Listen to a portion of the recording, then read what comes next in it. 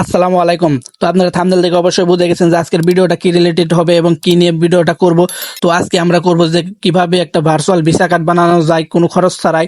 আপনারা এই কার্ড দিয়ে কিন্তু ফেসবুক পোস্টিং থেকে শুরু করে যে কোনো অ্যাপসের সাবস্ক্রিপশন কিনতে পারবেন এবং যে কোনো গেমের পারচেস করতে পারবেন। এক কথায় আপনি বলতে গেলে চলে যে আপনি অনলাইনে সকল ধরনের পেমেন্ট করতে পারবেন এই কার্ড দিয়ে।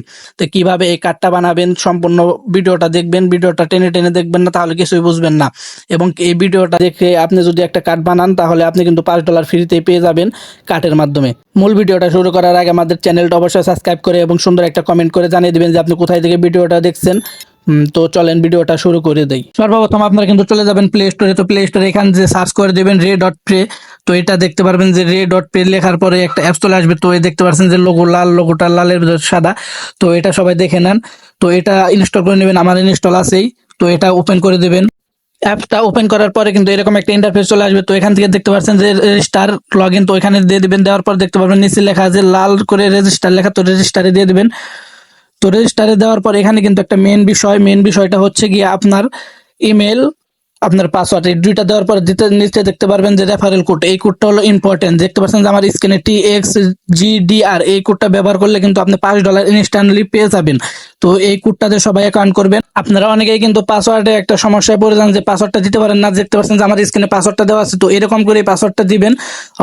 হয়তো একটু এদিক সেদিক গরমিল করে দিবেন, কিন্তু এরকম করে দিবেন, মানে সব আপনার ডিজিট গুলা একটু এরকম টাইপের রাখবেন, যেমন ছোট হাতের রাখবেন, বড় হাতের রাখবেন, একটা সংখ্যা রাখবেন, একটা স্পেশাল ক্যারেক্টার রাখবেন। এগুলো ঠিকঠাক হয়ে গেলে কিন্তু নেক্সটে দিয়ে দেবেন। নেক্সটে দেওয়ার পর দেখতে পারবেন যে একটা কোড আপনার জিমেলে চলে যাবে, যে জিমেলটা আপনি একটু আগে উপরে দিয়েছেন। তো এখান থেকে আপনার সিম্পলি এখান থেকে কোডটা কপি করে নেবেন। কোডটা কপি করা হয়ে গেলে আপনার আবার চলে আসবেন রে.পে। এখানে কোডটা দিয়ে দিবেন। কোডটা দেওয়ার ভেরিফাই দেওয়ার পরে সাথে সাথে দেখতে পারবেন যে $5 আপনি কিন্তু পেয়ে গেছেন।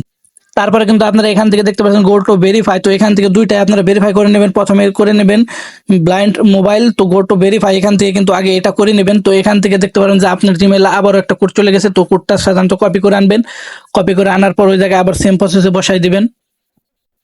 তো কোডটা কপি করে নেই।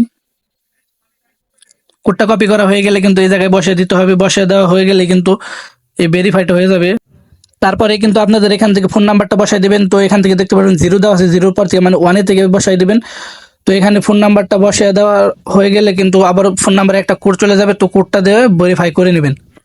তারপরে কিন্তু এরকম ইন্টারফেস চলে আসবে। তো এখানে আমাদের কি করতে হবে, এখান থেকে একটু ব্যাগে দিতে হবে। ব্যাগে দিয়ে আপনাদের দেখে দিচ্ছি। ব্যাগে দেওয়ার পরে এখান থেকে দেখতে পারবেন যে কার্ড, মাঝখানে একটা কার্ড আছে, তো অ্যাপ্লাই কার্ডে দিয়ে দিবেন।